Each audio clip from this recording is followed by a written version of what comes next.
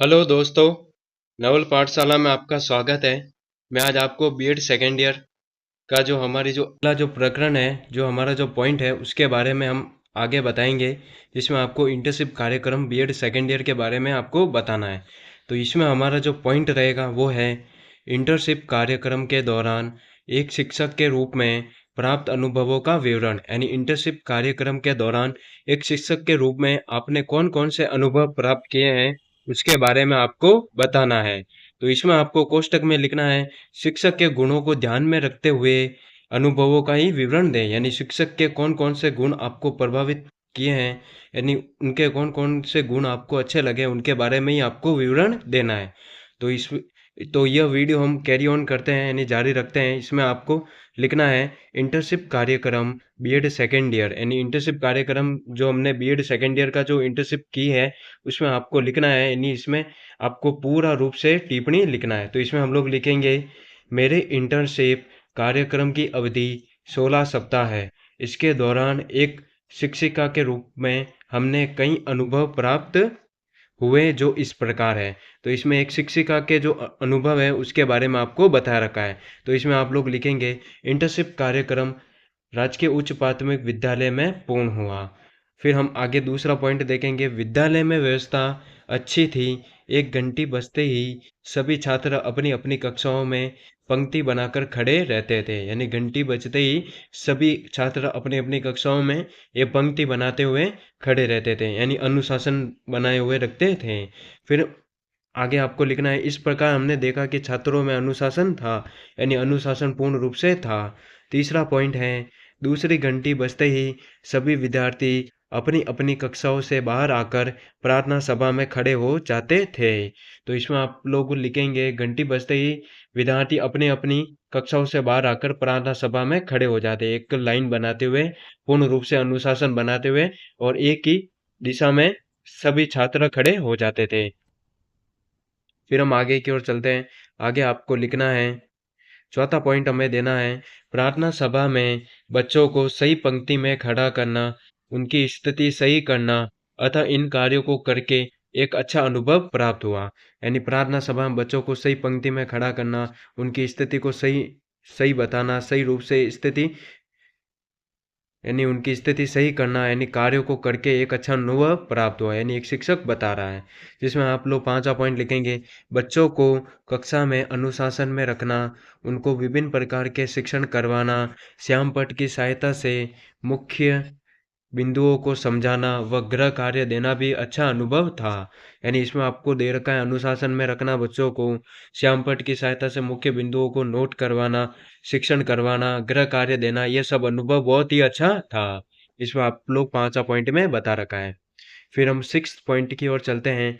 Six point में आपको लिखना है, सिक्स पॉइंट में आप लोग लिखेंगे एक शिक्षण के रूप में मैंने यह सीखा कि मैं किस प्रकार से पढ़ाऊं कि बच्चों को आसानी से समझ में आ सके और कम समय में कितना अधिक पढ़ा सकता हूं, इसका ज्ञान भी मुझे इंटर्नशिप के दौरान हुआ। यानी बच्चों को किस प्रकार से पढ़ाना है, उन्हें किस प्रकार से समझाना है, उन्हें किस प्रकार से गाइड करना है ताकि मेरे द्वारा पढ़ाया गया बच्चों को समझ में आए, इसकी पूर्ण जानकारी मुझे अपने इंटर्नशिप के दौरान हुई। इसके बारे में आपको बताया गया है।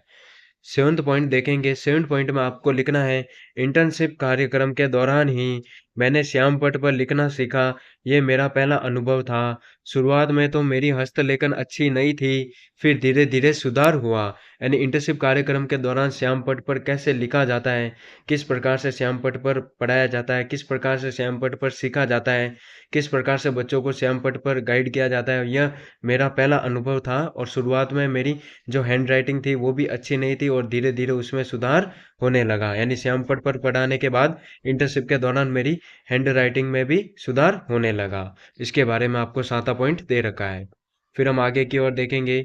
अब मैं श्यामपट्ट पर सुंदर एवं स्पष्ट लेखन कर पाता हूँ। यानी श्यामपट्ट यानी ब्लैक बोर्ड पर सही ढंग से लिखना और वर्तनी अशुद्धि बिल्कुल भी ना होना, यानी शुद्ध रूप से स्पष्ट लेखन कर पाता हूँ। इसके बारे में आपको बता रखा है। 8वां पॉइंट आपको दे रखा है शिक्षक के रूप में मेरे में बहुत प्रकार के सुधार हुए, जैसे कि हिंदी का शुद्ध उच्चारण करना, पढ़ाते वक्त हिचकिचाना लड़खड़ाना नहीं, पढ़ाते वक्त साथ साथ नोट्स बनवाना इत्यादि। यानी इंटर्नशिप के दौरान हमारी हस्तलेखन के साथ साथ हमारी टीचिंग स्किल में भी इम्प्रूव होने लगा। यानी हिंदी का शुद्ध उच्चारण करने लगे। पढ़ाते वक्त हिचकिचाना, लड़खड़ाना नहीं, पढ़ाते वक्त साथ साथ नोट करवाना, यानी ये सब हमारी स्किल में इम्प्रूव होने लगे। फिर हम आगे की ओर चलते हैं। आगे आपको लिखना है 9th पॉइंट में, शिक्षक के रूप में मैंने छात्रों की उपस्थिति पंजिका को बनाना सीखा।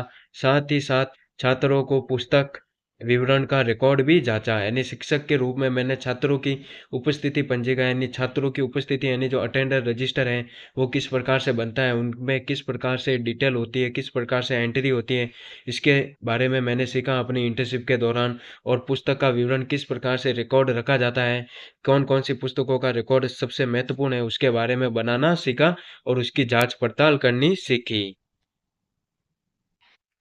9th पॉइंट समाप्त हो जाने के बाद हम 10th पॉइंट की ओर चलेंगे। 10वां पॉइंट है हमारा, इंटर्नशिप कार्यक्रम के दौरान मैंने वो सब सीखा जो एक अध्यापक का कार्य होता है। मैंने अध्यापक की भूमिका का पालन करना सीखा। यानी 10वें पॉइंट में आपको दे रखा है, इंटर्नशिप कार्यक्रम के दौरान मैंने पूर्ण रूप से जो हमारे टीचर, यानी जो मेन गवर्नमेंट टीचर होता है उसके जो पूर्ण कार्य होते हैं वो पूर्ण रूप से करना सीखा। यानी एक टीचर किस प्रकार से अपनी कक्षा को हैंडल करता है, किस प्रकार से अपनी कक्षा को सुचारू रूप से संचालन करता है, उसके बारे में सीखा। और किस प्रकार से एक स्कूल को पूर्ण रूप से चलाया जा सकता है, किस प्रकार से स्कूल को नियंत्रण किया जा सकता है, उसके बारे में मैंने अपनी इंटर्नशिप के दौरान कार्य अनुभव सीखा। ये 10वें पॉइंट में आपको दे रखा है। फिर हम अगले पॉइंट की ओर चलते हैं। इसमें आप लोग अगले पॉइंट में देख सकते हैं कि इंटर्नशिप कार्यक्रम के दौरान एक शिक्षक के रूप में प्राप्त अनुभवों के विवरण, यानी विवरण कौन कौन से हैं, एक आपको एक फ्लो चार्ट या फिर एक चित्र बनाते हुए, यानी चित्र लगाते हुए मैंने डिफाइन किया है। आप लोग इसी प्रकार से चित्र डिफाइन करते हुए अपनी इंटर्नशिप डायरी को कंप्लीट कर सकते हैं, उसे सुचारू रूप से बना सकते हैं और उसे अट्रैक्टिव बना सकते हैं। एक शिक्षक के रूप में प्राप्त अनुभव कौन कौन से आपको इस चित्र में दिखाए गए हैं, तो आप लोग इसी प्रकार से चित्र बनाते हुए अपनी इंटर्नशिप कार्यक्रम को पूर्ण कर सकते हैं।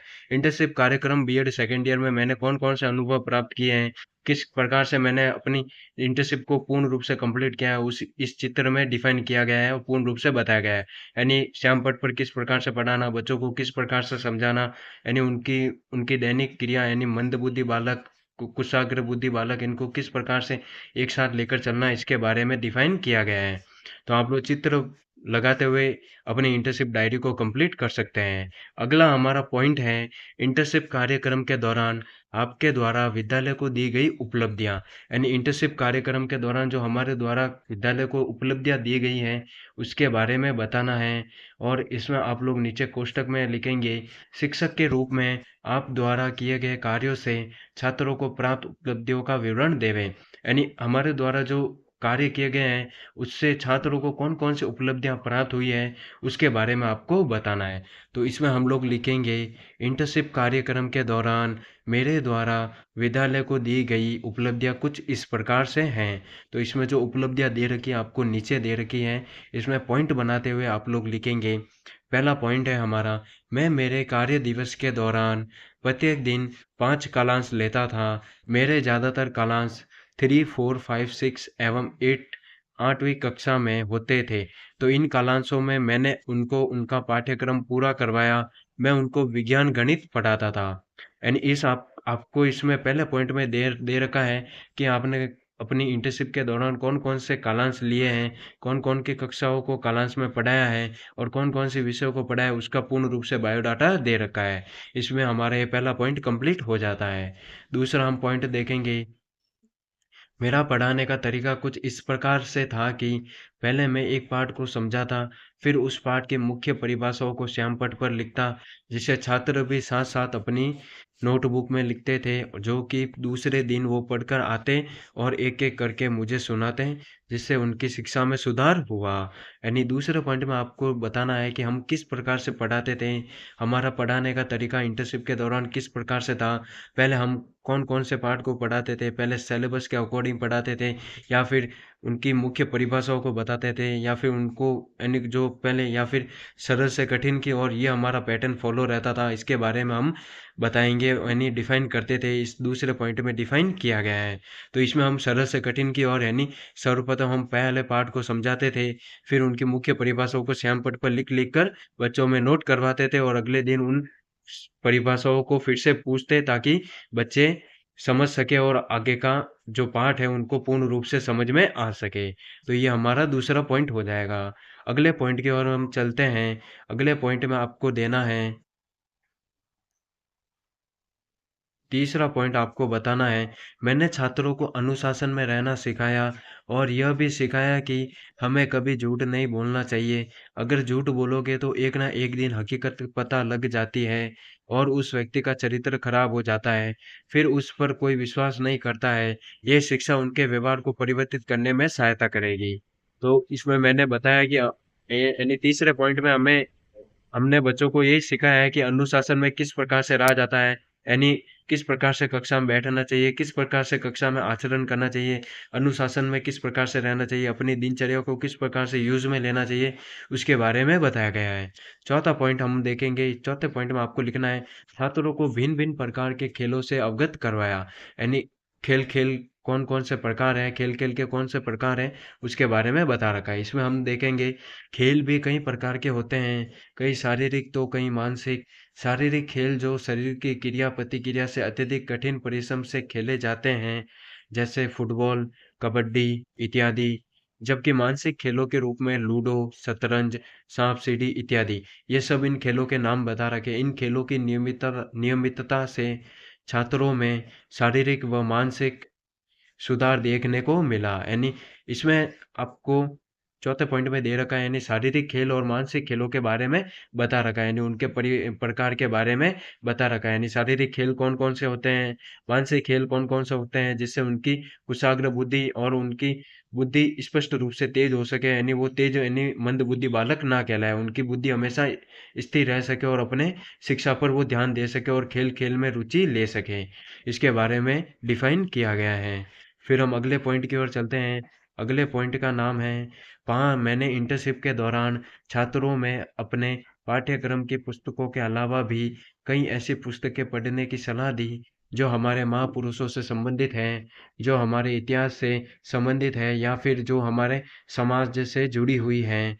यानी इसमें आपको पांचवा पॉइंट में बता रखा है, यानी जो हम विषय पढ़ाते थे उसके अलावा भी हम बच्चों को ऐसी पुस्तकों के बारे में बताते थे जिससे उनको समझ में आ सके कि हमारे इतिहासकार भी कौन कौन से हुए हैं, यानी इतिहास में कैसी कैसी घटनाएं हुई हैं, यानी हमारे इतिहास में कौन कौन से वीर महापुरुष पैदा हुए हैं, उन्होंने बताया है, यानी उनके उनके अनुसार किस प्रकार से कार्य किए गए हैं, उनके बारे में डिफाइन किया गया है। यानी ऐसी पुस्तकें पढ़ने की सलाह दी जाती थी ताकि हमारे महापुरुषों से संबंधित है, यानी महापुरुषों ने कौन कौन से कार्य किए अपने जीवन में, किस प्रकार से उन्होंने अपने जीवन को दर्शाया है, किस प्रकार वो जीवन में अपने काम करते थे, उसके बारे में बताया गया है। यानी हम उन प्रकार की पुस्तकों को पढ़ने के लिए भी बच्चों को कहते थे। फिर हम आगे की ओर देखेंगे, ऐसा करने से छात्रों में अतिरिक्त पुस्तकें पढ़ने के प्रति रुचि बढ़ती थी। इस प्रकार की पुस्तकें उन छात्रों को निःशुल्क पुस्तकालय से प्रदान की जाती थी।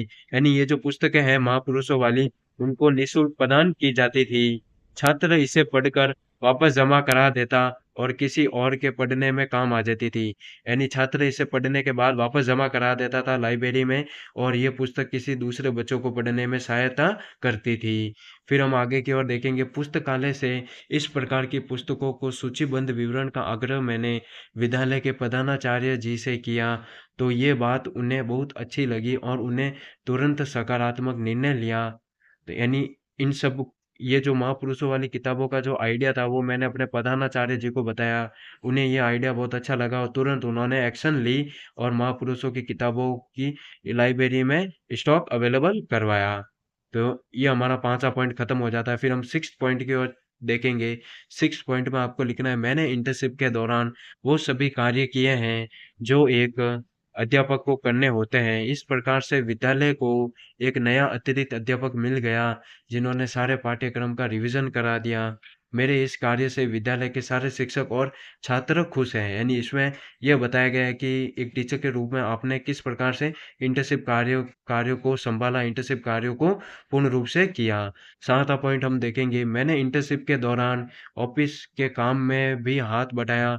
हमेशा छात्रों की उपस्थिति दर्ज करने से संबंधित हो या फिर पुस्तक विवरण फाइल हो, मैंने काम किया है, जिससे अध्यापकों का कार्य कुछ कम हुआ है। यानी इंटर्नशिप के दौरान मैंने ऑफिस के काम में भी हाथ बटाया। यानी ऑफिस के जो कोई भी कार्य होते हैं, जैसे हाजिरी भरना और पोषाहार वाला जो कार्य करना, वो भी किया। और पेड़ पौधे लगाना, यानी और अपनी लाइब्रेरी में कौन कौन सी पुस्तकें अवेलेबल हैं, कौन कौन सी पुस्तकें अवेलेबल नहीं है, उनका रिकॉर्ड दर्ज करना, ये सब मैंने कार्य अपनी इंटर्नशिप के दौरान किया। ये आपको 7वें पॉइंट में डिफाइन किया गया है। फिर हम एक नीचे एक चित्र डिफाइन करके बताया गया है, इंटर्नशिप कार्यक्रम के दौरान विद्यालय में दी जाने वाली उपलब्धियां, कौन कौन सी उपलब्धियां दी गई हैं, उसको एक चित्र के रूप में दिखाया गया है। आप लोग इसी प्रकार से चित्र बनाते हुए या फिर फ्लो चार्ट बनाते हुए अपनी इंटर्नशिप डायरी को कंप्लीट कर सकते हैं, जिससे हमारी इंटर्नशिप डायरी अट्रैक्टिव लगे और अच्छी दिखे।